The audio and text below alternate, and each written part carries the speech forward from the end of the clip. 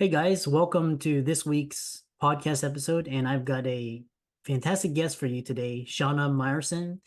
And she talks about, she's a speaker, she's a coach. For the audience, she's going to be great for talking about mindfulness. She's a yoga practitioner, and I'm really happy to have her on the show. So, Shana, welcome.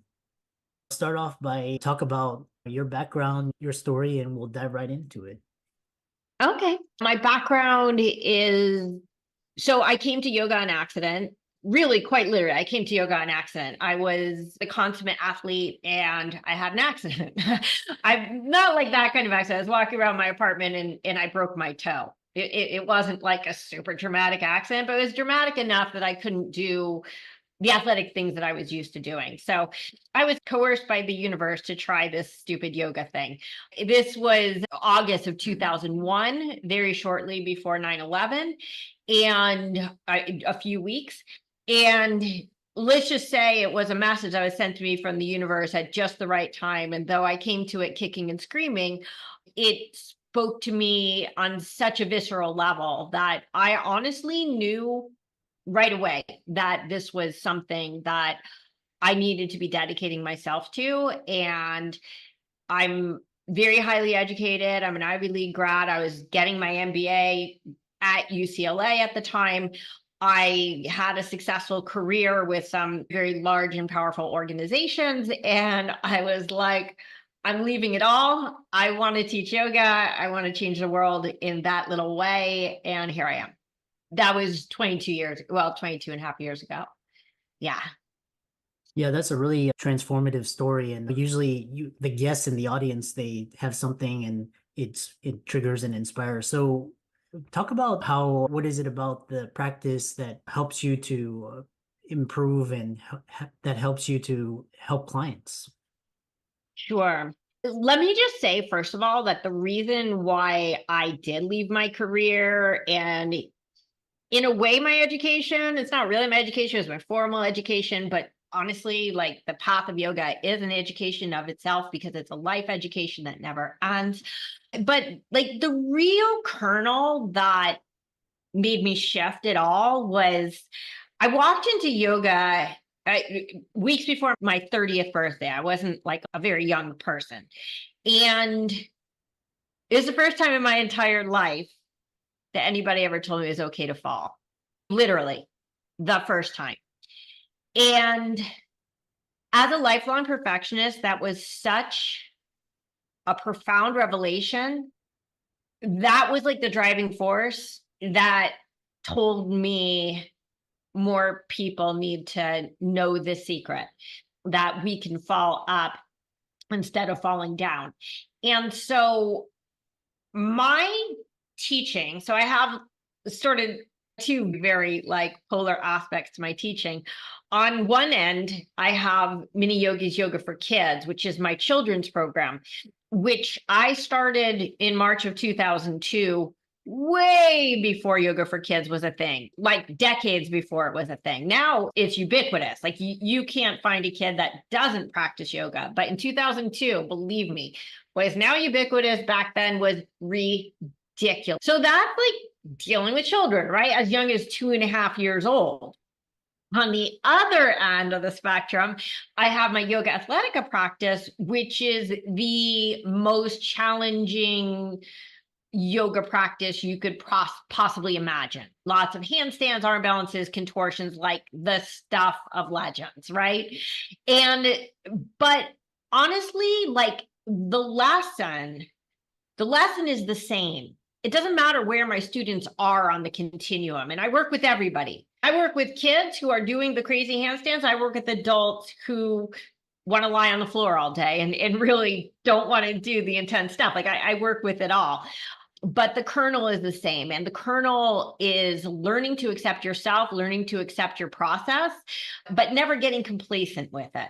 Right. So always pressing your edges, always looking to be better, but at the same time, that weird confluence of I'm always doing my best and I always accept that my best is my best. Interesting. Yeah, I love that. It's almost like a spiritual practice, and there's also physical benefits. One thing is it's really interesting because you don't realize until you like move your body in certain ways that you're like holding on to like chronic patterns, or like your body's holding on to these habitual patterns of tension. One question is, because you talked about perfectionism and how yoga helped you to let go of that. So how does ego hold us back from our full potential? That's such an interesting question because there's a nuance to that answer that I think most people don't understand. So let's start with the obvious, okay? The obvious is our typical definition of ego, right? And the typical man on the street, woman on the street is going to associate ego with egotism, meaning self-absorption, putting yourself ahead of others, etc. And so most people, when they think of ego with yoga, they think of the person at the front of the class who's doing all the things that nobody else is doing and is, look at me, I'm amazing. And they're on the all over social media and they're just so wrapped up in the performance aspect, which quite frankly is not a real aspect of yoga. That was never intended to be a piece of yoga. Mhm. And this performative and even over sexualization of what is meant to be a very spiritual practice is very egotistically driven. Okay. But here's the flip side that most like just pedestrian humans who just walk into a yoga studio and roll out a mat and roll it up and go home don't understand is that the flip side of ego, and when I say flip side, I don't mean the opposite of. I mean, it is the same coin, it's just the other side of the coin, is that when people get overly concerned with their ego, they become afraid to fail because they don't want to look stupid. And so what happens is there's the person who's amazing and can do all the crazy things, and they are in the front of the class. But the person who also has an overinflated ego is the one hiding in the back of the class and not even trying because they're afraid of failing or looking stupid. Yeah.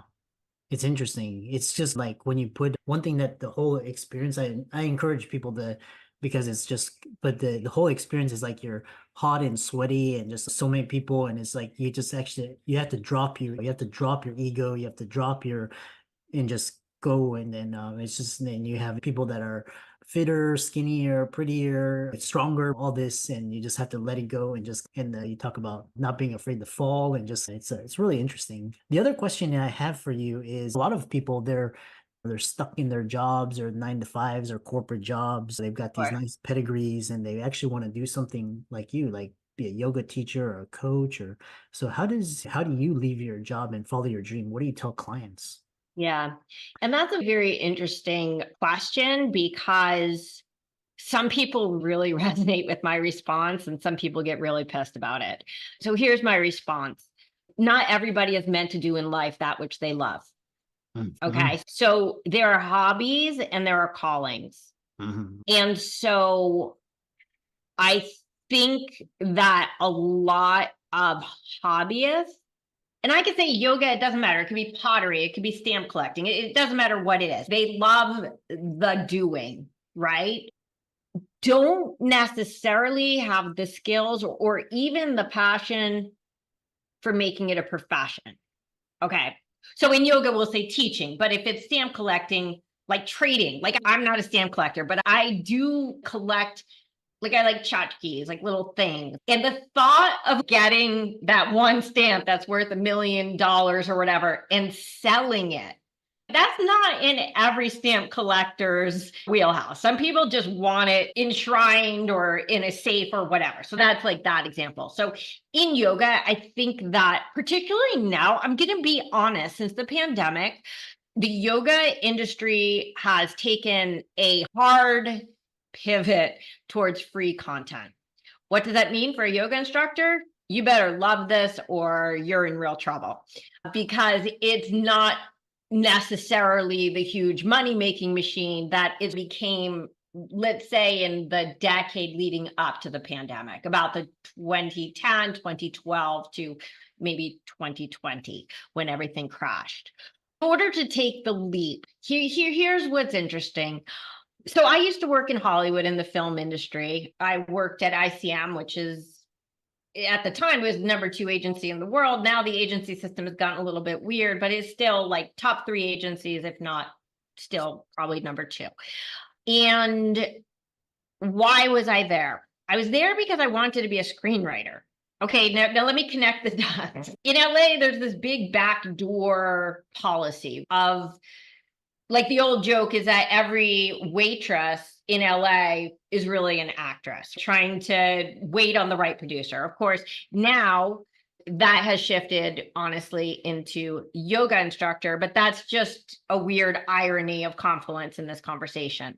Because the real point of what I was going to say is, why was I at ICM? Because I wanted to be a writer, but I wasn't willing to give up everything to be a writer. Instead, I'm like, what if I go to Hollywood? I work at a powerful agency. I meet the agents, the producers, the directors, the writers. I meet all the people. Then I got into script development, which, for people who don't understand what script development is, it's like what it would be the analogy to a book editor, meaning you're helping people rewrite. And I'm like, my writing was something I did on the side. Right, that I'm like, okay, maybe I'll write a screenplay that will hit, but in the meantime, I need to make ends meet, right? And so, was that a calling? Listen, I do believe I'm a good writer. Obviously, it wasn't a calling because I wasn't willing to give up everything to do it.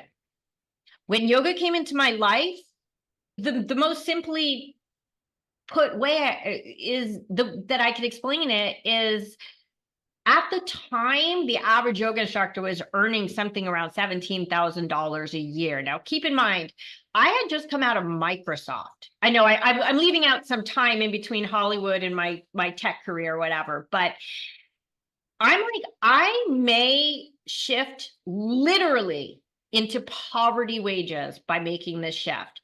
And I'm leaving my MBA program, which I just spent an inordinate amount of money on, and it's my education. Like, this is important stuff. But it made so much sense to me that the universe was like, this is just what you need to do. That I was in retrospect, I'll say I was willing to take the leap, but I could tell you, going back into my mind 23 years ago, it didn't feel like a leap. It felt, again, like a calling. So what I would say to answer your question is, not everything you love is your calling. When the call comes, answer it, and you'll know when it comes. I hope you'll know when it comes. Yeah, that's very powerful, and I really love that when the because and I love this idea because not everybody is going to have to, follow your path. I know, I had a lot of previous guests. She was a doctor, and then her calling was to be a coach, teaching physicians how to, live and travel anywhere and be a like digital nomad. And but not, not all everybody is supposed to do that. Which I really love that, and I love that quote that you said when it comes, you knows. So how do you, I think we have around 2, 3 minutes, and how can people find you and check out your work and maybe sign up for a yoga class with you or coaching call? How do they find out more about you? Yeah, the easiest way to find me, honestly, is on my website, which is Yoga Athletica. And I'll spell it because it's weird. It has only one A in the middle. So it's YOGATHLETICA.com.